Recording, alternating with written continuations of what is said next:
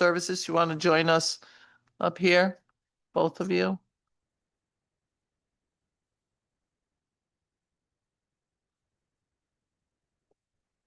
Senator, I think the DDS presentation is first, Oh, I believe. I'm sorry. Am I DDS? Yes. Okay. All right. And you are? Elisa Velardo, Deputy Commissioner, Okay, I apologize. I had it backwards. listed the other way, so. So we're going to call the Appropriations and Human Services Committee's hearing on Medicaid waivers. And we're going to start off with the Deputy Commissioner of the Department of Developmental Services. Apologize, Deputy Commissioner, for calling out of order. And so let me just check in with people to see if there are any questions or comments. Representative Nuccio, do you have any questions or comments? No, ma'am, I'm good to go. Okay, Senator Lesser, Looking forward to the conversation today. Representative Gilchrist. Yep, ready to go. Thank you. I know Representative Walker's here because I saw her car downstairs. I'm not exactly certain to where she was. I thought she'd be in here already. So I think that's Representative Case. Oh, good. Good morning. Good morning. All right. I think I've gotten everybody. All right, so we're going to head right into this. Deputy Commissioner, the floor is yours. Yes, we're just. Chair, do it. Yes, thank you. Both up here. Whomever We're gonna needs to go. go first, go first. We're gonna go. Good morning. Good morning, Senators Austin and Lesser, Representative Walker and Gilchrist, and honorable members of the Appropriations and Human Services Committee. My name is William Halsey. I'm the Medicaid Director for the Department of Social Services. I'm pleased to be here today with Elisa Velardo, Deputy Commissioner of the Department of Developmental Services, and other members of the DSS and DDS team to assist with answering any questions you may have. Under the provisions of Section 17B(8) of the Connecticut General Statutes, we are here today to respectfully request your support for the following actions. 1, renewal of the DDS Employment and Day Support Medicaid waiver. 2, amendments to the DDS Comprehensive Support waiver and the Individual and Family Support waiver. All such actions have an effective date of April 1st, 2026, contingent upon the state legislative and federal centers for Medicare and Medicaid services approval. As Connecticut's single state agency for Medicaid, DSS has administrative authority over all waivers, while DDS functions as the operating agency for the 3 DDS-specific waivers. I will now turn it over to Deputy Commissioner Velardo from DDS to introduce the changes being offered for the committee's review. Good morning, honorable committee members. I'm Elisa Velardo, Deputy Commissioner for the Department of Developmental Services. And I want to acknowledge Commissioner Sheff wishes he could be here today. He sends his well wishes. He's out of state. So DSS and DDS are proposing the following changes to all 3 waivers. A new waiver service entitled Virtual Health Consultation will be added. This service is tailored to meet the unique needs of individuals supported by DDS by providing timely, specialized telehealth assessments when a participant's primary care physician is unavailable or unable to determine the most appropriate clinical course of action. The service ensures greater access to both routine and specialized medical and behavioral health care that might otherwise be challenging to obtain through traditional means. It also helps reduce unnecessary emergency room visits by promoting efficient, accessible, and person-centered care.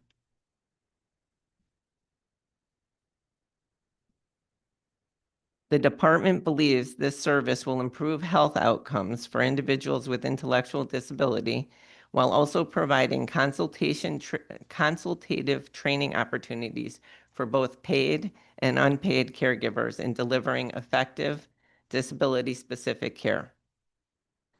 The second change is a certificate of completion will be added as a provider qualification in lieu of a high school diploma or GED for the current peer support waiver service.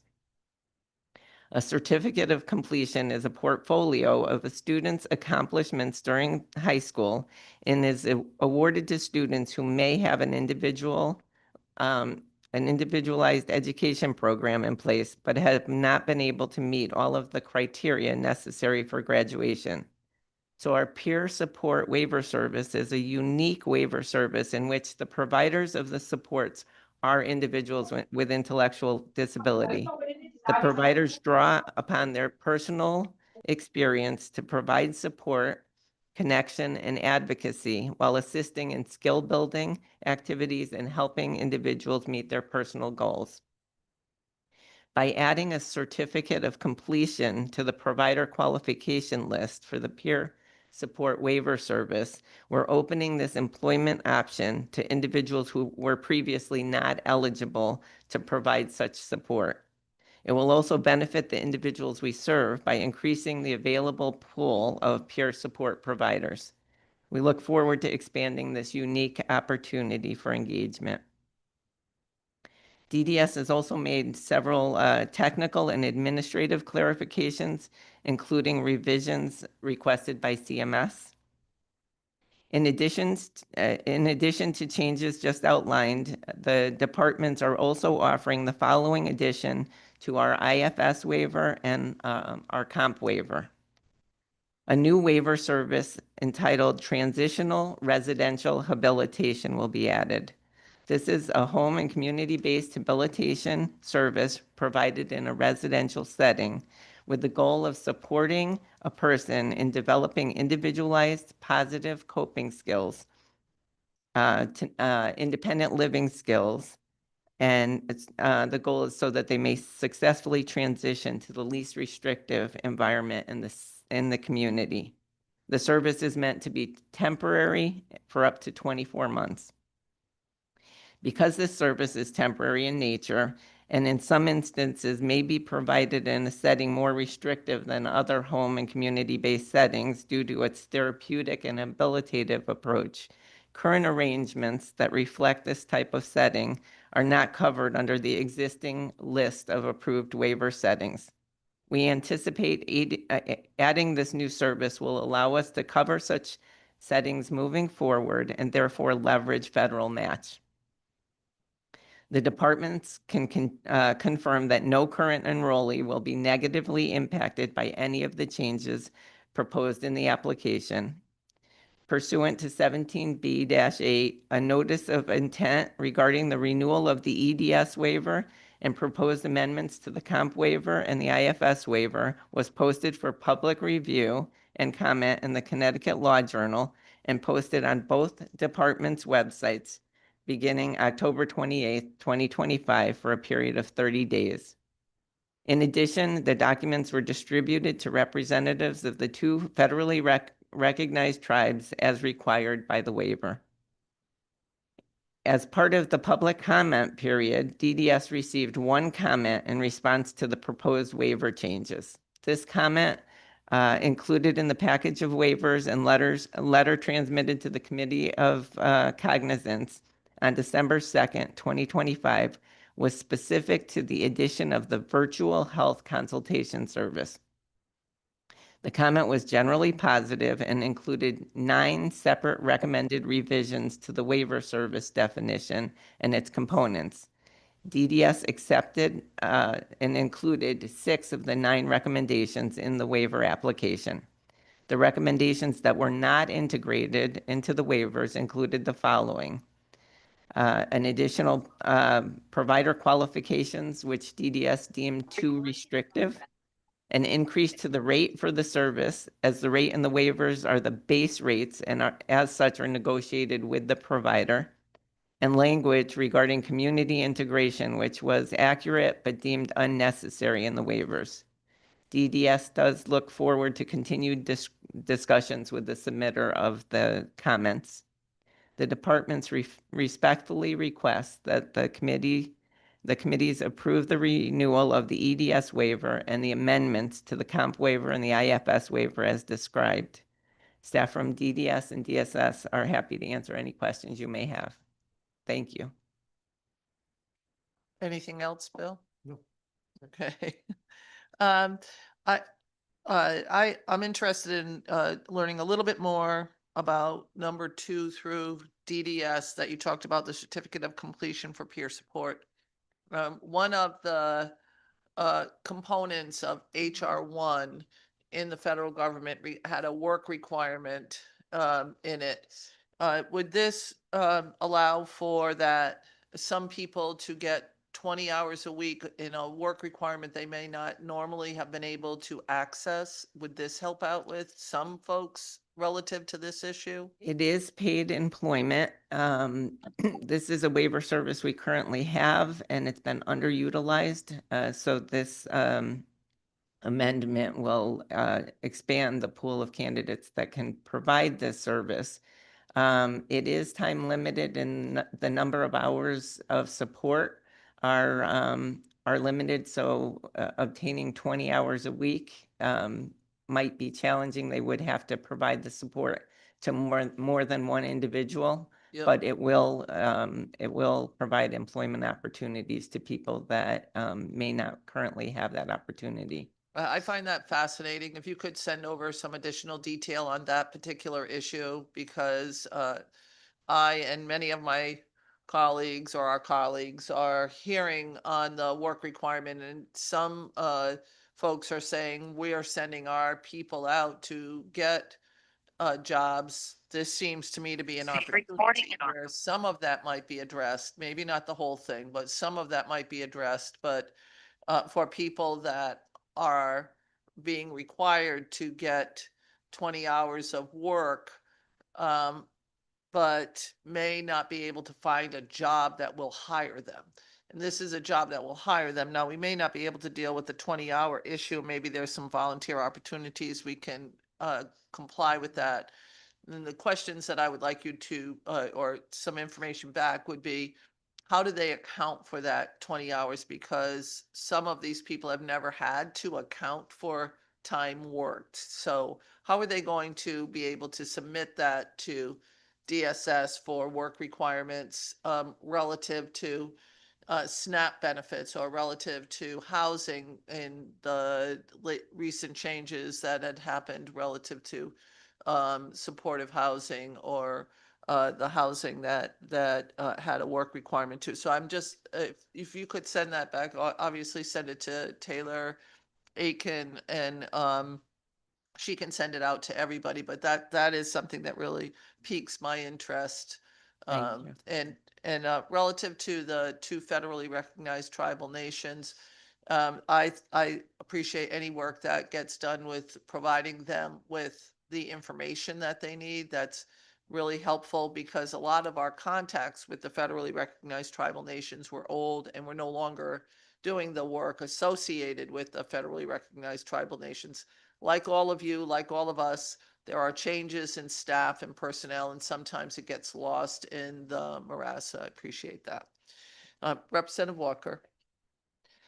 First of all, thank you. Thank you for your presentation. Thank you for your discussion. And I'm very interested in what Senator Austin was talking to you about. That's critical for us, and I can't underline it more. I want to ask about the virtual health consultation. I call it the Zoom, basically. It's a Zoom. So in that regard, one, it says it's for following up with unique individuals' needs, et cetera, et cetera. Will those consultations be valid for changing diagnoses or things like that? Or is it just for a check-in from the client to the physician, just to make sure everything meds are right and all that? So there are no real critical decisions that can be made with this visitation consultation. Am I correct on that? I think it is designed to supplement the healthcare that's in place, so there would be a primary care physician. We see this as a really nice addition, particularly during off hours when there is a non-emergent, non-emergency situation, but a need for a physician to evaluate an issue. Right now, in those cases, people often use emergency care. They use the emergency room. This would allow them to consult with a physician that has specialization in working with people with intellectual disability.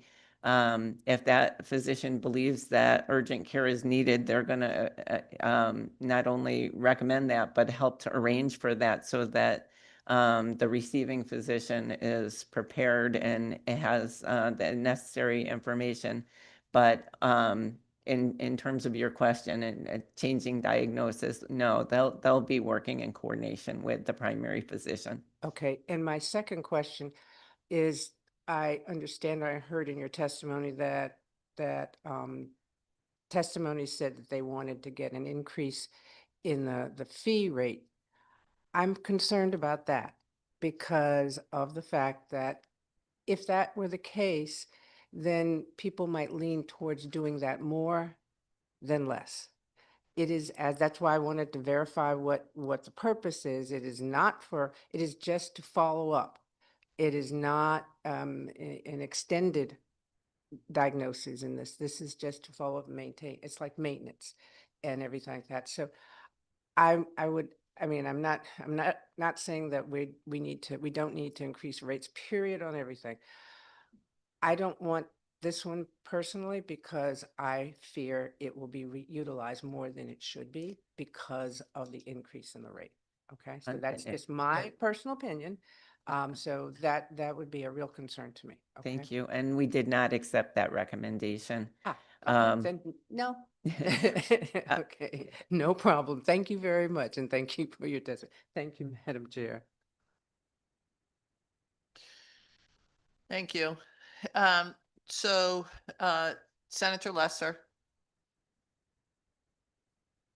Yes, thank you, Madam Chair, and thank you to the folks from DDS and DSS. I have a question about the PCA waiver program at the outset. I understand that DSS recently made a significant change to the operation of the program to switch from yearly to monthly accounting of hours, and I'm wondering if that is codified in any place in the changes we're considering today, and if DSS can give us an update about where that stands. I've heard of a significant impact on people receiving PCA services, and I'm really trying to understand where things are. We've heard about people missing, significant reimbursement. Thank you, Senator, but that is not in the current waiver and that it has nothing to do with the current waiver. No. Could we just, I appreciate that, Madam Chair, but could we just get some clarity about that from either from Director Weston or from They don't have it in the current waiver. And so the need to address the PCA issues, and I am also getting a lot of calls on that. I think we could set up a separate conversation with DSS, with Bill Halsley on the PCA. We want to sort of concentrate on the PCA, but you did text me on the work requirements, and if you could bring that up here, because I think that you may be, you certainly are accurate on the able-bodied adults, but I'd like to sort of put that on the record here too. Sure. So if we could just stick to the waiver right now, and you and I can set up a meeting with Bill on the PCA and anybody else who wants to be on it. Okay, well, I appreciate that, Madam Chair. I'm happy to just repeat for the public what I communicated to you, which is my belief, and I'd love to confirm that that the work requirements would not apply to this population. I believe that's limited to folks on Husky D and potentially on a couple other areas, but would not apply to this population. If folks could confirm that, but that's. I just also want to make sure that there's no other change to the hour component. Folks could just complain. Thank you. That is my understanding as well. Yeah, the HR1 community engagement work requirements are applicable to the expansion population, our Husky D. Thank you. Senator, do you have any other questions, barring the PCA stuff, which we'll talk about separately? I don't have I don't have a question at this time. Thank you. Thank you. Representative Nuccio. Thank you, Madam Chair. And thank you for confirming that, the work requirements are not on this population. It's on the able-bodied Husky D, making sure we have that as many times clearly as possible. For this waiver, I was, I've read it and I'm walking through what you had. I've had a couple of questions from a couple of people. If you could just delineate between what's new and what's existing, and if this does not get approved, what happens then? And then the last thing is, what do we expect for a match from the federal government for these services? Thank you, Representative Nuccio. The new waiver service would be the virtual health consultation. That is not currently offered through our waiver. We have we've talked to our counterparts in other states. It is widely used in other states, so we've gotten a lot of information as far as the effectiveness of the virtual health consultation. But that would be a new waiver service in Connecticut. If that was not approved, we would continue to provide healthcare services in the way that we do. What that means is that after hours, if there is a non-emergency health issue, fever, stomach issues, that kind of thing, we would use urgent care or emergency room services just to make sure that the person is that there's not anything of concern. So this service would allow us to provide that in the individual's home. Their family member could participate. There's two-way communication with a video component. Vitals are able to be taken. And it would mean that the person would not have to go to the emergency room or urgent care. The certificate of completion, that service is currently offered. It's underutilized, and it's a service that we really see as beneficial. That peer-to-peer support, I think, makes a huge difference in terms of being able to share lived experience. And so we will continue to provide that service. The certificate of completion would allow us to expand the number of people that could provide that support. And then the transitional residential habilitation, we do have some of these settings in place. Right now, we're not able to leverage the federal match. This, by adding it to the waiver, it would allow us to have this as a waiver service, and we would get the benefit of federal match. And what would that match be, ma'am? Sorry. 50%. The 50%? Okay, so that's good to know. I think that is all that I have right now. Thank you, Madam Chair. Thank you, Representative Gilchrist. Madam Chair, can I just a point of order or question for the record? So I'm looking at the agenda, item number 4 on the agenda, specific to renewal of the 1915 B4 Medicaid waiver for case management services, which includes the PCA 1915C waiver. Are we going to have an opportunity to ask questions about that later in the program, or is this all together? Yep, we'll talk about that in a few. We'll finish the people that are. Okay, so we'll talk about that in a little bit. Yep. Okay, great. Thank you. Sorry about that. Thank you, Madam Representative Chair. And thank you to the team who's here today. My question, you mentioned in your remarks that you had to implement changes requested by CMS. Can you review what those changes are, please? Thank you.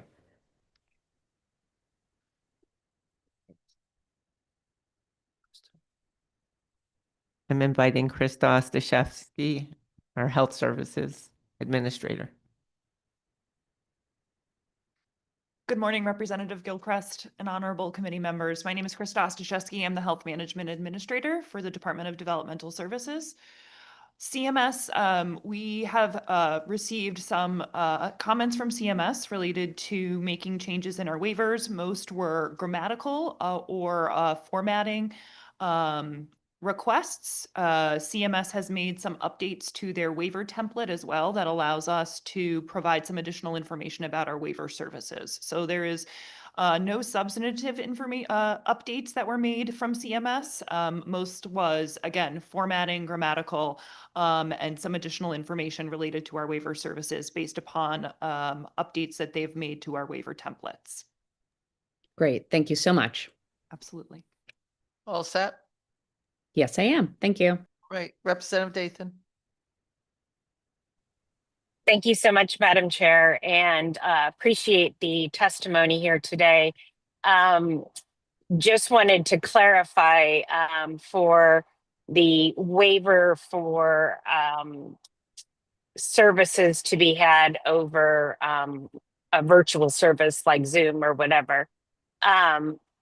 We are saving money on transportation and coverage of folks in the group home environment, and just want to make sure that, you know, if somebody comes with a non-emergent need, like you said, you know, maybe they have an issue, somebody who's receiving services within a group home would be able to utilize this sort of virtual services, which hopefully will also help with staffing and coverage for these folks. Is my understanding correct?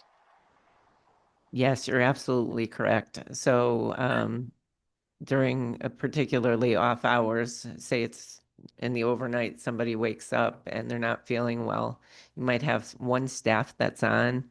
If that person needs to be seen in an emergency room, logistically, often that's challenging. Another staff may need to be called in, meet the person at the emergency room, might have to use emergency transportation. This would allow the person to be seen within their home by a specialist that has specific expertise in working with people with intellectual disability that could meet with the person.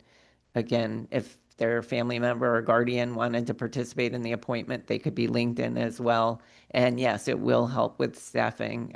We never want to see someone have to go off to the emergency room without somebody accompanying them. But if there's one staff there, we also don't want to see a delay in care. So this would allow for immediate assessment within the available staffing. Great. Thank you so much. This is something I've been super supportive of for a long time. My second question is regarding the peer support waiver. Just to clarify, these are peer support services outside of the residential environment. Is that correct? The peer support services can be provided to somebody within their home, within their community, or within their workplace. So there's flexibility in terms of what the focus is based on what the individual identifies that they need support around. And so part of the peer match would be identifying somebody that has expertise. So if somebody is living in their family home and they're getting ready to move into a new environment, that might be a time where a peer support could kind of walk them through what the expectations would be, what their experience was, what to plan for, what to prepare for. If a person is having, wants to be better able to navigate their community, it could be used for that to help with travel training or learning about public transportation. And the same with people in their place of employment. If they need support and peer support would be beneficial, they could provide support around employment skills. So then these people, are they certified under the sort of DEMIS peer support accreditation, or how are these folks certified, and what's that process? They are not certified under the DEMIS peer support credential, but we do have a curriculum that we have obtained that we utilize to train people who have been identified as peer support mentors. Okay, so all of these folks may be peer supports, but not necessarily for substance use or other But- sort of mental health. I'm a little Representative- confused. Yeah, Representative Dathan, this is Yeah. for DSS and DDS, not for DEMIS. So this is only Right. Peer But- support. You're conflating a couple of different agencies, and so we're just R- trying to stick to DDS. Yeah. Well, I understand that, but I also know that most peer supports in the state have to be accredited through some sort of agency to receive a DSS match from CMS, is my understanding. And I'm just trying to understand what is how do we know that these folks are accredited in some way to provide peer support services? These are just people who are also intellectually and developmentally disabled that are, through lived experience, able to support someone who is also intellectually and developmentally disabled and giving them the opportunity. They may not be able to get the math requirements done to get a high school diploma, or they may not be able to do the language requirements to get a diploma, but they are capable of handling a support of a peer who is also intellectually and developmentally disabled, and that's the goal here. Got it. I Okay. can add, Representative Dathan, that they do receive training. We have a curriculum. Our employment and day support team would work with the peer support specialists, preparing them for the role. They already are working very closely with our self-advocate coordinators. And our self-advocate coordinators would also provide some of the training. So it's different than that peer recovery specialist training that folks through DEMIS receive, but they would receive training. Got it. Thank you so much. And thank you, Madam Chair, for the clarification. Thank you. All right, any other questions on this part of it? Mr. Halsey, can you bring up the personal care assistance Thank you. 1915C waiver, please?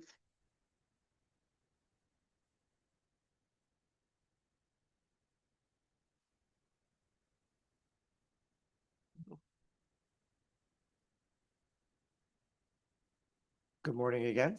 Good morning, go ahead. I have the written testimony in front of me, or we have a slide deck. Would you like me to run through the written testimony again, or would you like to go through the slide deck? Can you put up the slide deck? Madam Administrator, is he allowed to share the slide deck? Thank you. And I'm joined by Christine Weston from Thank you. DSS. Appreciate it.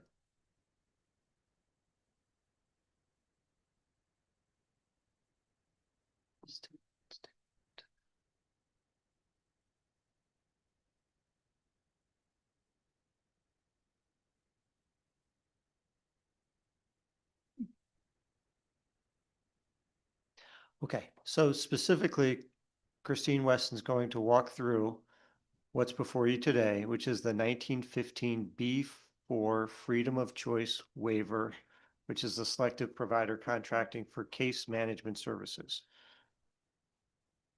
Please.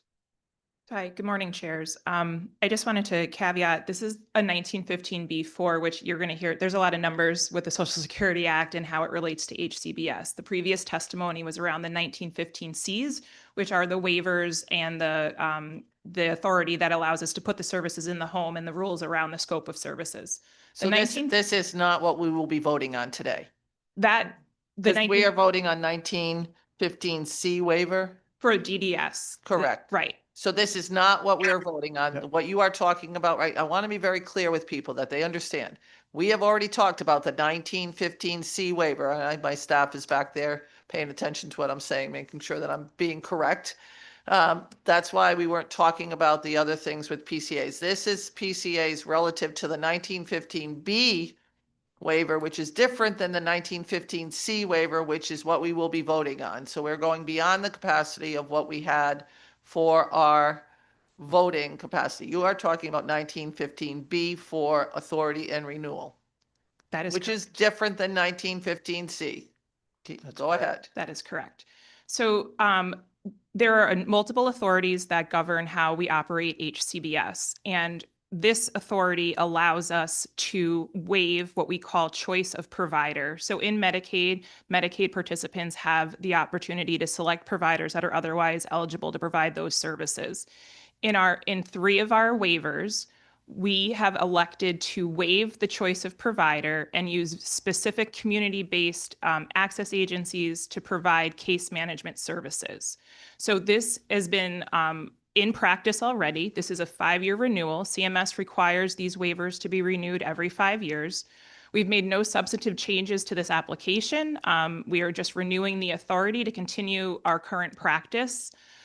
This waiver, again, is choice of provider, limiting the number and type of providers who can provide certain Medicaid home and community-based services. This renewal is it's utilizing its case management procurement process to assign our members on the waivers to catchment areas of the access agencies. So those of you that may have heard of the Southwest Area Agency on Aging. So the individuals that fall into their catchment area use Southwest as their case management agency. It keeps them in their community, it's easier access, and we identify and assign case managers based by regional hubs that are done through an RFP process and competitive solicitation process. So we have the Area Agency of South Central Connecticut, the Southwest Area Agency on Aging, we have CCC, Connecticut Community Care, and we have Western Connecticut Area Agency on Aging. So they have discrete towns that they serve, and this is just the authority that allows us to place the Medicaid members in those catchment areas for case management. So the access agencies are awarded catchment areas through an RFP process, and we're actually engaging in the next RFP in the spring of 2026 to re-procure these catchment areas. So next slide. Next slide. So another component of the 1915B4, to get this permission for CMS to limit the choice of provider, we have to do an independent assessment to make sure that we are not putting an undue burden on the members by limiting their choice. So we worked with the Yukon Center on Aging to conduct that independent assessment, and CMS requires them to assess 3 core components to make sure that there is no adverse impact to the members. So the beneficiary's access to services, the quality of services, and the cost effectiveness of the waiver. So those, you'll see with the packet, there was a large assessment completed. There's a lot of data and statistics and recommendations in that assessment. We have to turn that over to CMS along with our application to make sure that we've met the burden, that we have not caused any undue harm to the members by limiting choice. And then next slide, very briefly, we have not made any changes. Again, this is a 5-year renewal to continue operations how we've always operated. The independent assessment made recommendations for program improvements and efficiencies that'll be reviewed for potential implementation at a future date, but nothing precluding us from moving forward and implementing this application to CMS upon your approval. So we are seeking legislative support and approval for this renewal for freedom of choice to limit provider simply for case management of the 3 programs listed. Which is why, the agenda, I'm sorry if that seemed a little misleading. It's just those are the 3 programs that have case management that use this authority to waive it. It's just administrative. Can you please send this slide deck to the administrator and that can go out? Thank you very much. Does this answer your question, Senator Lesser?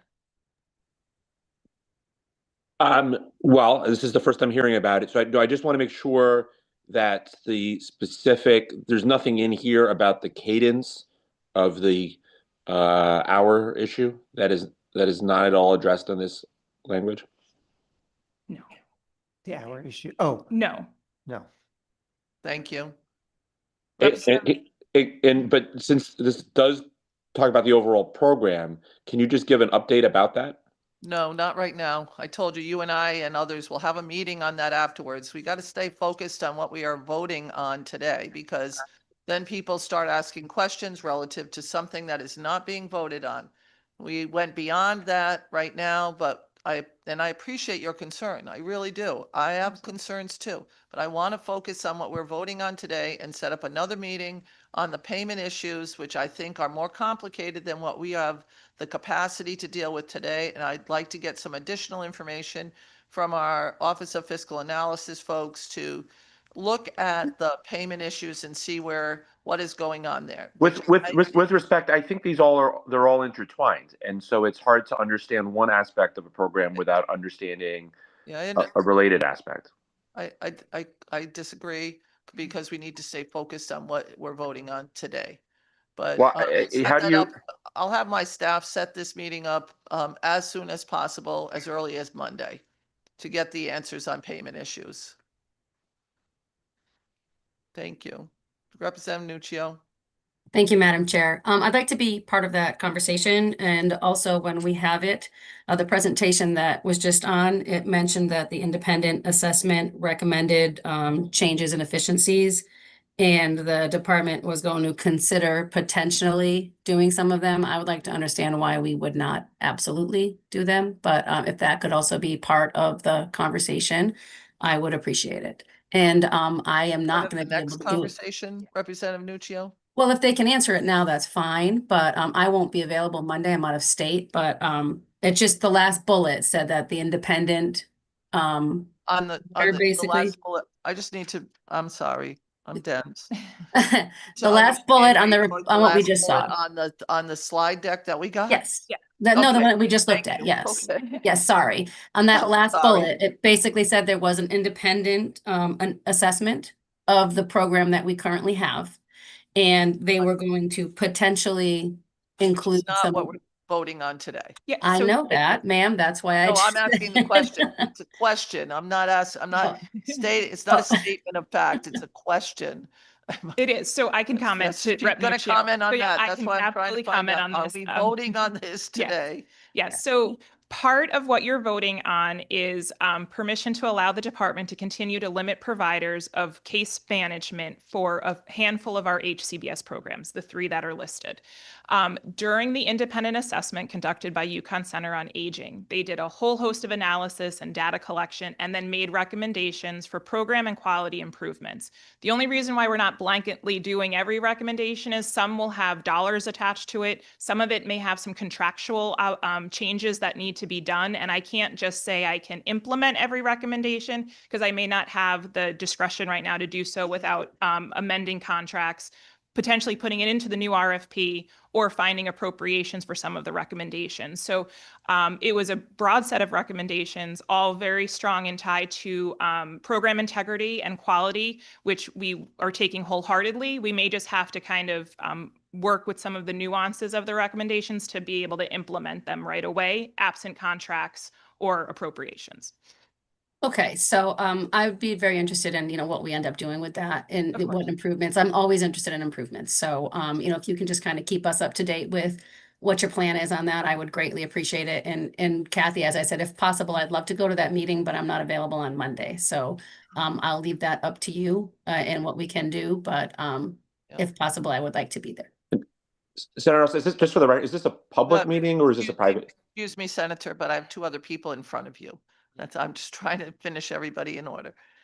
Representative Belinsky. Thank you, Madam Chair. I'm actually a little bit surprised to hear all of the confusion, but just to sum things up, I completely support everything that the chair is saying about this this waiver. That's separate payment issues and service issues are part of a separate exercise from approving the continuation of the funding. If we don't approve the waivers, then we don't have to worry about the other part of it. But in essence, folks, don't be uncomfortable with this. This is the Aging in Place program of the state of Connecticut. And this is the infrastructure that supports it. Yes, it needs to be improved, but it's go forward, and everybody from the governor on down um, uh, believes that this is the way to handle our aging population, and please don't confuse the operational issues with the program's intent. Thank you. Thank you. Senator Kushner? Thank you, Madam Chair. And I, too, am very supportive of these programs. But I also share the concern about the payroll issues. And while we're not discussing that here today, I did want to go on the record that this is something that is emergent. It is really an emergency. And I hope to be part of that meeting as well as chair of the Labor Committee, as well as being vice chair of appropriations. Thank you. Senator Lesser?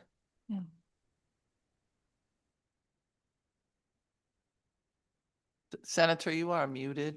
I think you're talking, but I don't know if you're talking to us or the small children that live in your house.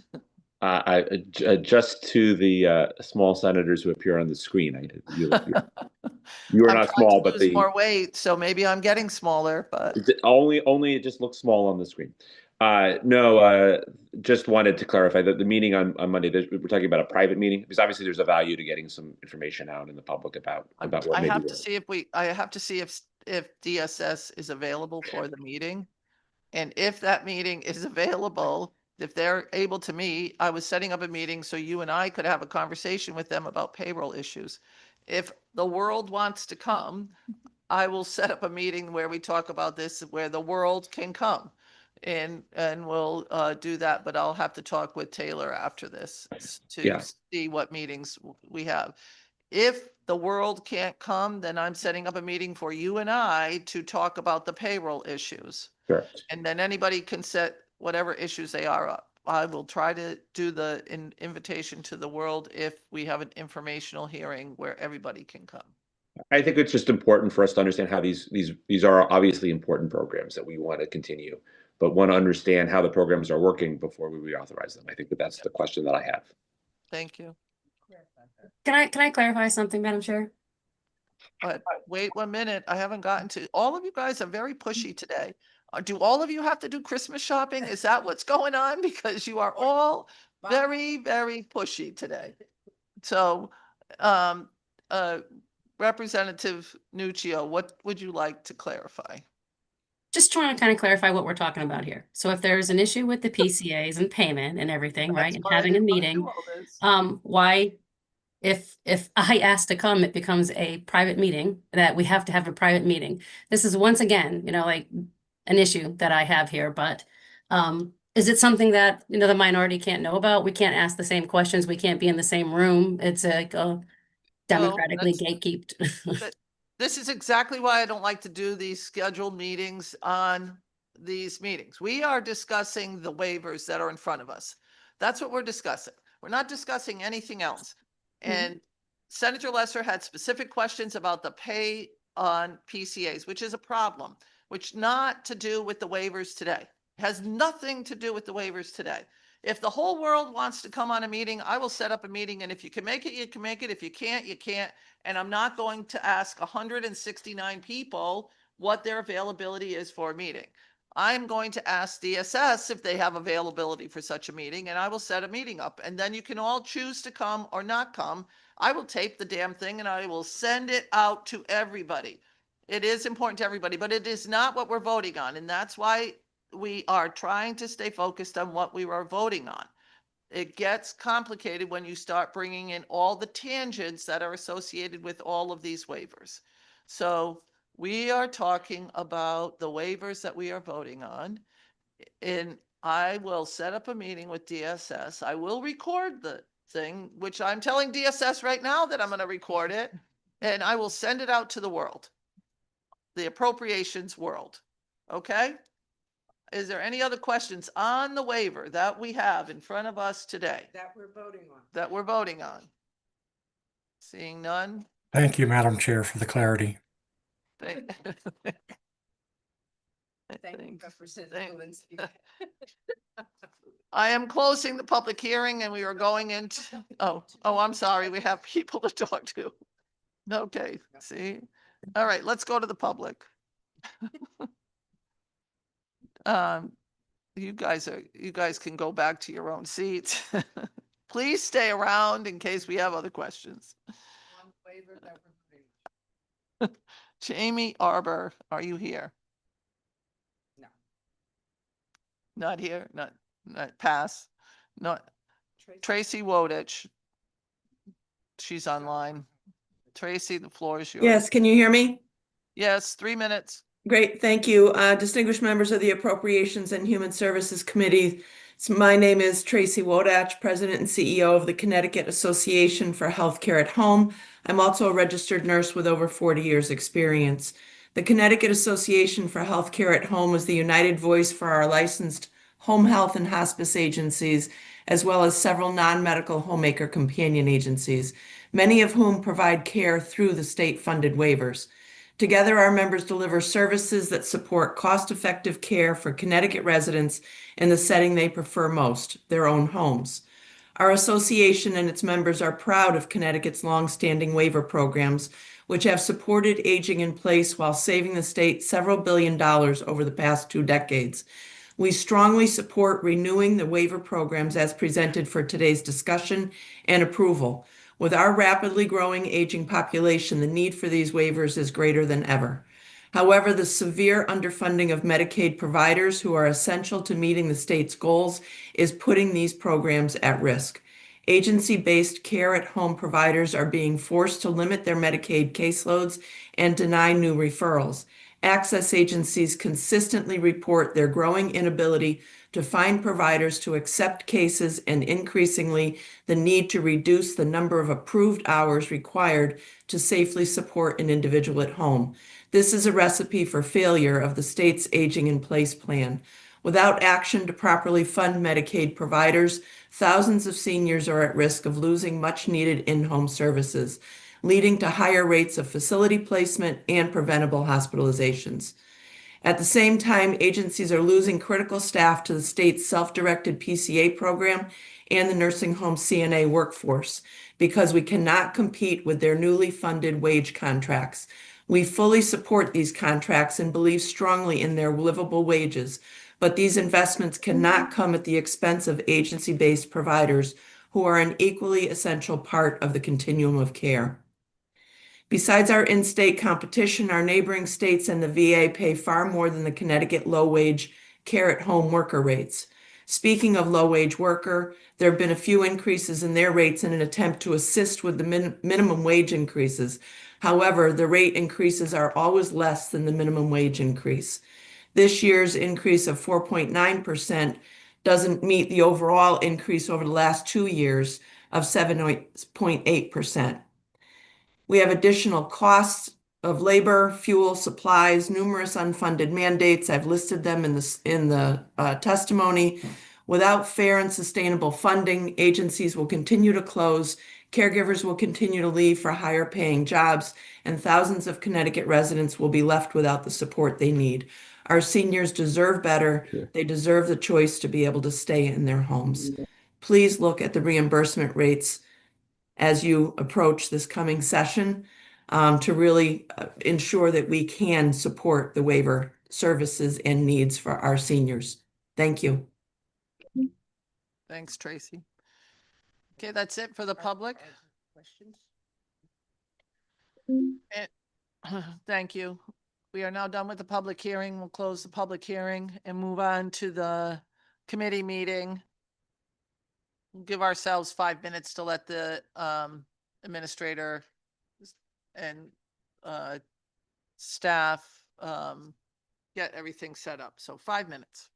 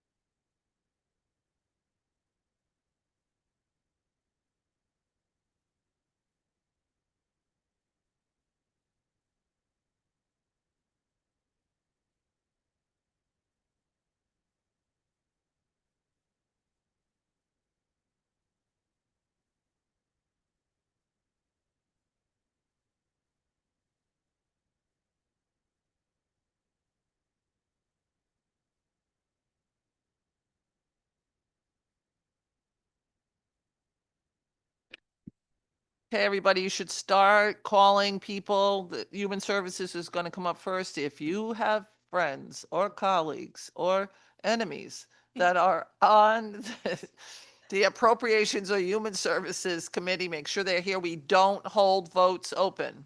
We do not hold votes open. So you need to get Human Services on first, and then you need to get Appropriations on. So make sure everybody knows we are voting. So let everybody Madam know. Chair, Yes, Representative Meskers. just an administrative question. I do not have a separate invitation. Are we expecting separate invitation from the committees, or are we going to be voting in the joint meeting? In the joint meeting, everybody votes here in joint. Okay, perfect. Thank you, Matt. Just what I assumed. Just want to make sure. Thank you. Thank you. Make sure you text, email, call people to get them online so that we can conduct the voting. Thank you.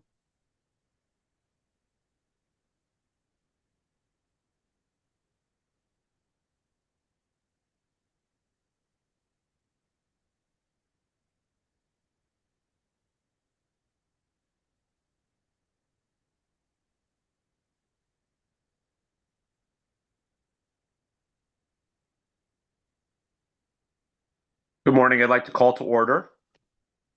Wait, the staff aren't ready yet. Oh, all right. That's why, that's all we, all set, ladies. Okay, everybody, we're starting the process. Senator Lesser. Good morning. I'd like to call to order the December 12th, 2025 meeting of the Human Services Committee. At this point, I would entertain a motion and a second to approve the following items: number 1, 2, and 3 on the agenda. Number 1, renewal of the Medicaid waiver for individual and family support, amendment of the Medicaid waiver for employment and day supports, and amendment of the Medicaid waiver for comprehensive supports. Is there a motion? So moved. So moved. Second, Seconded. Representative. Motion by Representative Gilchrist, seconded by Representative Dathan. Is there discussion? Seeing no discussion, the clerk will please call the roll. Representative Gilchrist, Yes. Senator Lesser, Yes. Representative Case. Representative Case, yes. I did not see you on screen. There you are. Yes. Okay. Senator Perillo. Yes. Did not see you on screen, Senator. Could you say that again, please? I'm on the screen, Senator. Yes. Okay. Representative Comey. Representative Comey votes yes. Senator Marr. Senator Marr votes yes. Could you please repeat that on screen? I'm on the screen. Senator Marr votes yes. Thank you. Senator Anwar.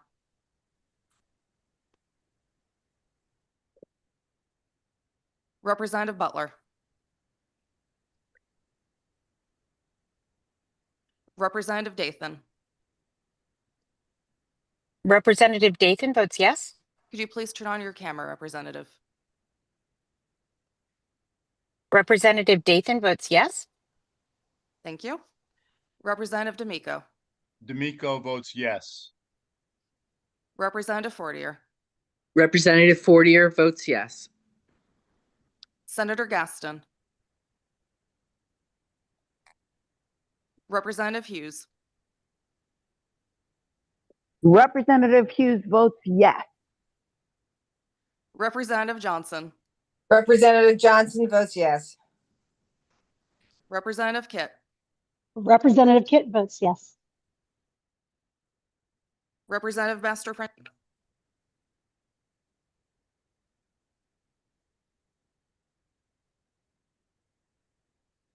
Representative Meskers.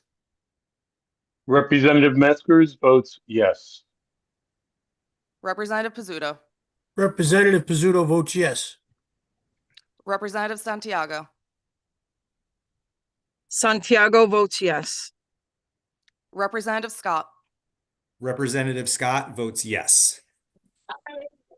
Representative Shake. Representative Shake votes yes. Representative Stewart. Like out. I didn't say it, but I was like, how long? I think. Representative Vale, Michelle votes yes. are there any online who still wish to vote? The roll call is complete. The clerk will please announce the tally.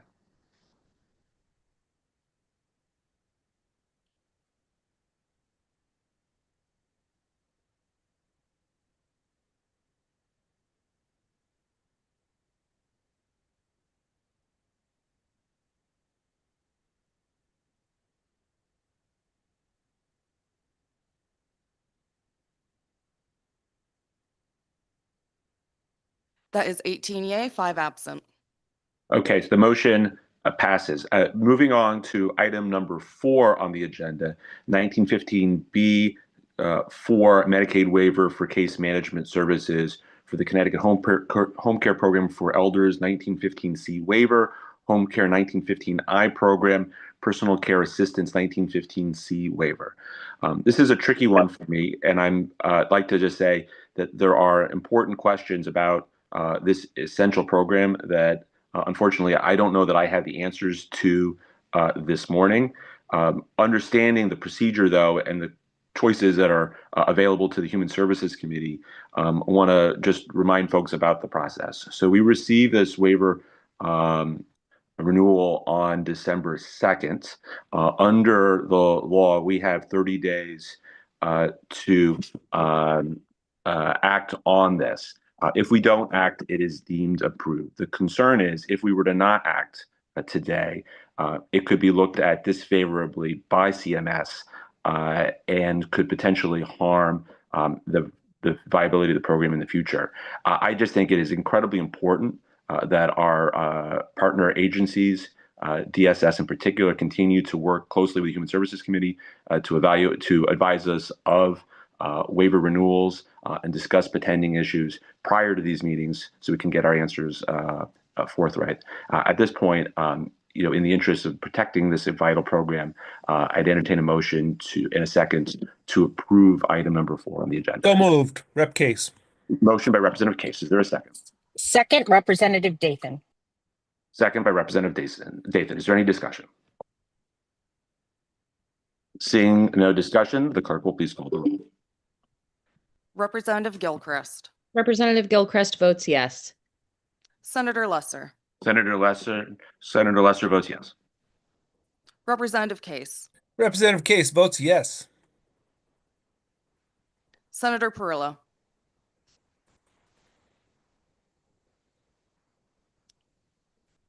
Representative Comey, Representative Comey votes yes. Senator Marr, Senator Marr votes yes. Senator Anwar, Senator Anwar votes yes. Representative Butler, Representative Dathan, Representative Dathan votes yes. Representative D'Amico. D'Amico votes yes. Could you please say that again, Representative? Yeah, Representative D'Amico votes yes. Thank you. Representative Fortier, Representative Fortier votes yes. Senator Gaston, Senator Gaston votes yes. Representative Hughes, Representative Hughes votes yes. Representative Johnson.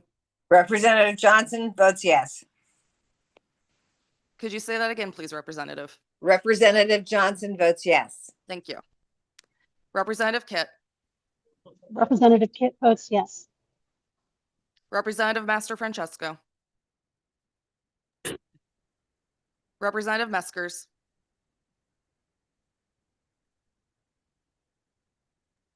Sorry about that. Representative Meskers votes yes. Representative Pizzuto, Representative Pizzuto votes yes. Representative Santiago, Santiago votes yes. Representative Scott, Representative Scott votes yes. Representative Shake, Representative Shake votes yes. Representative Stewart, Representative Vale. Are there any online who wish to vote? Then roll call is complete. Clerk will please announce the tally.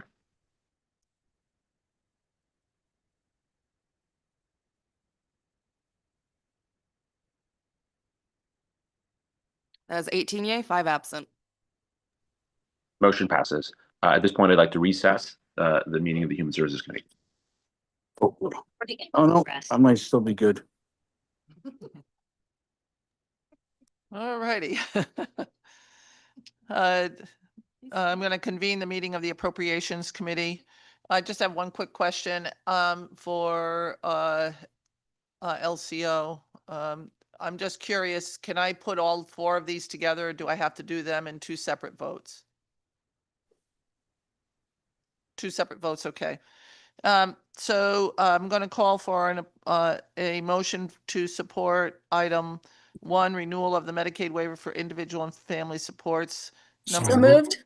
Of the Medicaid waiver for employment and day supports, and 3, amendment of the Medicaid waiver for comprehensive supports. Is there a motion? So moved. Moved by Representative Walker, seconded by Representative Ackert, as they are here and I can see who has raised their hands. And any discussion? Seeing no discussion. If you could call the roll call, please, Madam Administrator. Senator Austin. Senator Austin votes in the affirmative. Representative Walker. Senator Hartley. In the affirmative. Senator Kushner. Senator Kushner votes yes. Senator Kushner votes yes. Thank you. Representative Exum. Representative Exum votes yes. Representative Paris. Senator Summers. Representative Nuccio. Good morning. Do you have me? I gotcha. I vote yes. Thank you very much. Thank you. Representative Ackert. Representative Acker votes yes. Senator Anwar. Senator Anwar votes yes. Thank you. Thank you. Representative Baker. Representative Baker votes yes. Representative Belton.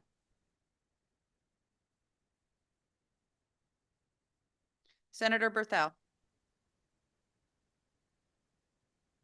Representative Belinsky. Representative Belinsky votes in the affirmative. Representative Brown. Representative Candelaria. Representative Corpus. Representative Corpus votes yes. Representative Dathan. Representative Dathan votes yes. Representative DiCaprio. DiCaprio votes yes. Representative DeFranzo. Representative Delaney. Representative Delaney votes yes. Representative Dillon. Representative Dillon votes yes. Good morning. Good morning. Thank you. Representative Felipe. Representative Felipe votes yes. Senator Flexer. Senator Flexer votes yes. One more time for me, please. Senator Flexer votes yes. Thank you. Representative Fonsello. Moncello votes yes. Representative Garibay. Representative Garibay votes yes. Representative Gibson. Representative Gilchrist. Representative Gilchrist votes yes. Representative Gonzalez. Senator Gordon. Representative Haddad. Representative Haddad votes yes. Senator Harding. Senator Harding votes yes. Representative Hoxa. Rep Hoxa votes yes. Representative Johnson. Representative Johnson votes yes. Representative Cavros DeGraw. Cavros DeGraw votes yes. Almost there. One more time, please. Cavros DeGraw votes yes. Thank you. Representative Kennedy. Kennedy votes yes. Representative Khan. Representative Khan votes yes. Representative Leeper. Senator Lesser. Senator Lesser votes yes. Representative Martinez. Senator Marks. Senator Marks votes yes. Representative McCarthy Vahey. McCarthy Vahey votes yes. Senator McCrory. Representative Nolan. Nolan in the affirmative. Representative Pavlak D'Amato. Pavlak D'Amato votes yes. One more time. Pavlak D'Amato votes yes. Thank you. Representative Reyes. Representative Rosario. Representative Rosario also in the affirmative. Representative Sanchez. Oh, he is. Representative James Sanchez votes yes. Representative Manny Sanchez. Okay. Representative Sims. Senator Slapp. Senator Slapp votes yes. Senator Winfield. That's Senator Winfield in the affirmative. Are there any other members of the Appropriations Committee? Madam Clerk, Senator Berthel is here. Good morning. Sorry for my delay. I vote in the affirmative. Fantastic. Thank you. Representative Candelaria votes in the affirmative. Thank you.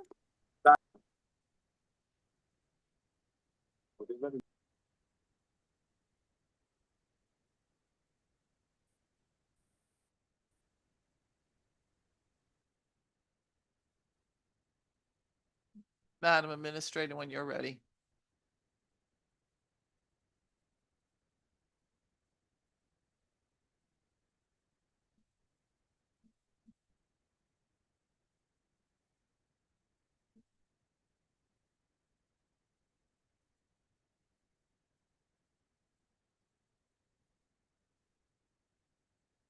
Madam Administrator, if you could read the tally, please.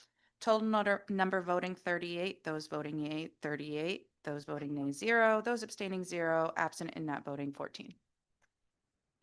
The waivers are approved. Going on to number 4, 1915B. I'll entertain a motion for 1915B for Medicaid waiver for the Case Management Services Connecticut Home Care Program for Elders 1950C waiver. Connecticut Home Care 1915I program, Personal Care Attendant 1915C waiver. Is there a motion? Moved. Second, Belinsky. Representative Walker, seconded by Representative Ackert. Is there any discussion? Senator Lesser. Yes, I just want to reemphasize the comments that I made in the Human Services meeting, which is I For believe the that Human Services Committee?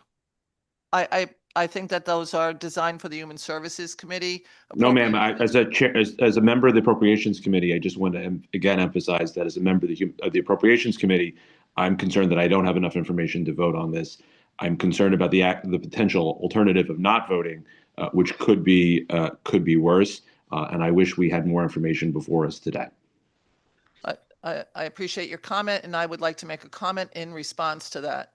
The Department of Social Services, I have called them on Sunday mornings, Sunday evenings, Saturday evenings, Friday evenings, Monday mornings. I have never had a problem reaching the Department of Social Services, asking questions on any of the waivers or anything else that I have needed to talk to them about. I want to make that for the record because I'm not going to malign one of the best commissioners in this state is the commissioner of the Department of Social Services. And I cannot see us saying that they are not responsive, because they are responsive to us on every single level. Anytime I've had a question, when I had a constituent who had no power, no heat in their house, I was able to call the commissioner of the Department of Social Services, who directed her staff to make sure that person with her 3 children was given heat. And I find that this is not appropriate. I really do.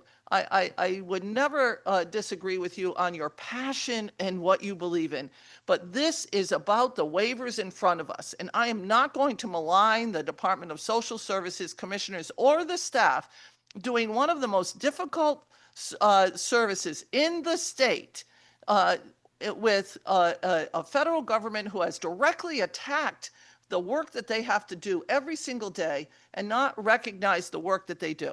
And I am going to set up a meeting, as I already said, and the questions that you have nothing to do with the waivers attached here today. I respectfully disagree, Madam Chair. And I just want I to understand that you disagree, and I appreciate that. You've made your comments, sir, and we're moving on. Can I just respond, please, Interrupting. Thank briefly? you, sir. You are all set. Thank you. Senator Kushner.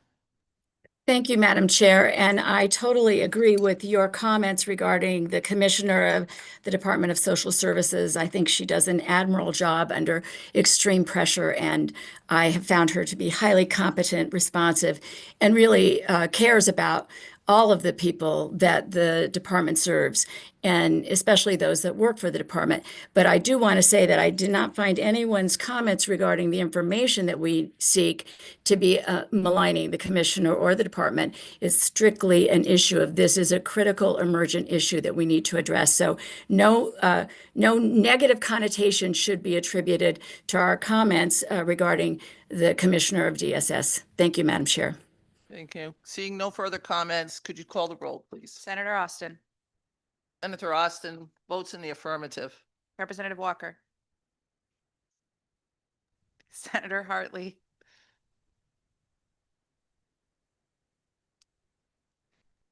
Hartley in the affirmative. thank you. Senator Kushner, Senator Kushner votes yes. thank you. Representative Exum, Good morning. Representative Exum votes yes. good morning, thank you. Representative Paris, Senator Summers, Representative Nuccio,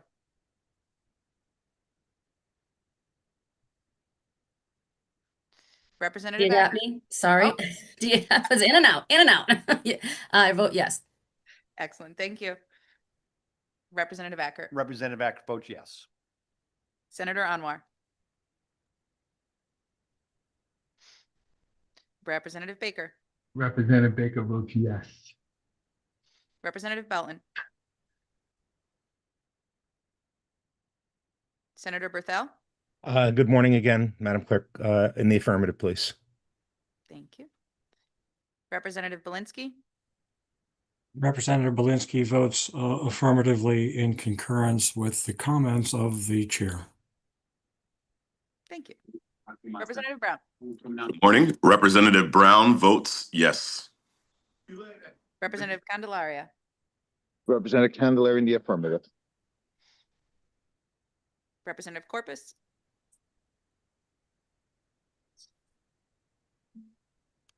Corpus votes yes. Sorry, Madam Clerk. no, thank you. Representative Dathan, Representative Dathan votes yes. Representative DiCaprio, DiCaprio votes yes. Representative DeFranco, Representative Delaney, Representative Delaney in the affirmative. Representative Dillon, Representative Dillon in the affirmative. Representative Felipe, Representative Felipe votes yes. Senator Flexer, Senator Flexer votes yes. Representative Fonsello, Representative Fonsallo votes yes. Representative Garibay, Garibay votes yes. Representative Gibson, Representative Gilchrist, Representative Gilchrist votes yes. Representative Gonzalez, Senator Gordon, Representative Haddad, Representative Haddad votes yes. Senator Harding. Harding, yes. One more time, please. Senator Harding votes yes. Thank you. Representative Hoxa, Representative Johnson, Representative Johnson votes yes. Representative Cavros DeGraw. Cavros DeGraw votes yes. Thank you. Representative Kennedy. Kennedy votes yes. One more time. Kennedy votes yes. Even slower. Kennedy votes yes. Thank you. Thanks, Taylor. Representative Khan, Representative Khan votes yes. Representative Leeper, Senator Lesser, Senator Lester in the affirmative. Representative Martinez, Senator Marks, Sorry, Marks votes yes. Representative McCarthy Vahey, McCarthy Vahey votes yes. Senator McCrory, Representative Nolan, Nolan in the affirmative. Representative Pavlak Damata. Pavlak D'Amato votes yes. Thank you. Representative Reyes, Representative Rosario,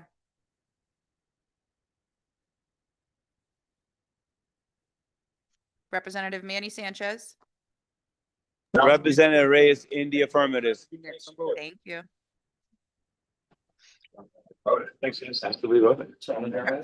Representative in the affirmative. Thank you. Representative James Sanchez, Representative James Sanchez votes yes. Representative Sims, Senator Slapp, Senator Slapp votes yes. Senator Winfield, Senator Winfield in the affirmative. are there any other members of the Appropriations Committee? Senator Anwar votes yes. Thank you. Thank you. Representative Belton votes yes. Thank you. Any other members of the Appropriations Committee who have yet to cast their vote?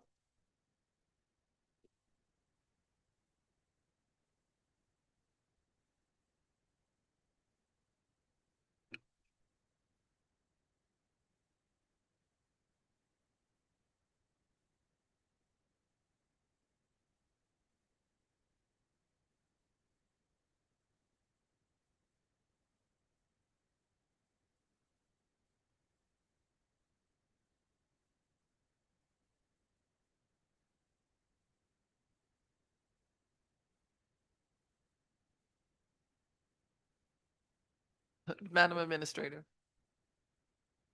could you give us the tally? Yes. Don't plug that. Total number voting 40, those voting yea 40, those voting nay 0, those abstaining 0, absent not voting 12. The waiver is approved. Motion to close. Motion to close. So moved. It's been moved by Representative Walker, seconded by Representative Ackert. Is there any discussion on closing the motion, closing the meeting? Seeing none. All those in favor indicate by saying aye. Aye. The Appropriations Committee is closed. Senator Lesser. Yes, I move to reopen the Human Services Committee meeting. And at this point, I would just remind folks that in the Human Services Committee, we accept questions, comments from any member of the committee. Are there any comments or questions from members of the committee?